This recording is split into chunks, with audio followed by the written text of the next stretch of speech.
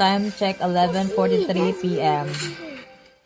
Nalagi ko na human og kuan kanang banat.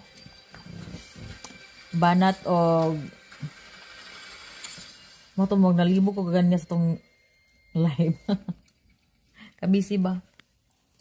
So yes guys, paliw na ko pa-check sa pin post sa page. Check po kung nanamoy pangalan dito, that's your entry. Again, sa wala pa yung ngalan, pa yung name listed, then banat dare. Then automatic you'll get 6 total of entry or PF entry. And always abang-abang Sunday Pinas time. Tatong raffle draw. And then, more to siya. Then, abang-abang sa more mechanics sa live.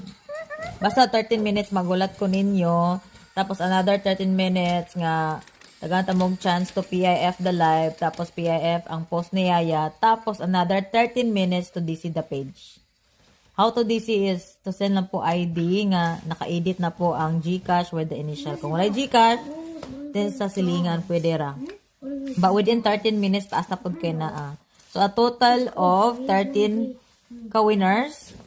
Kasi nag-add na lang mi og pa GCash para dagan ang Sunday Blessings na to.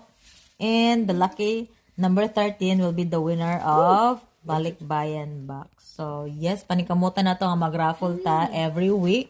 Every week makadaog og Balikbayan Box from the V family. Magamay madako 66 free items including the computer, Chromebook or laptop.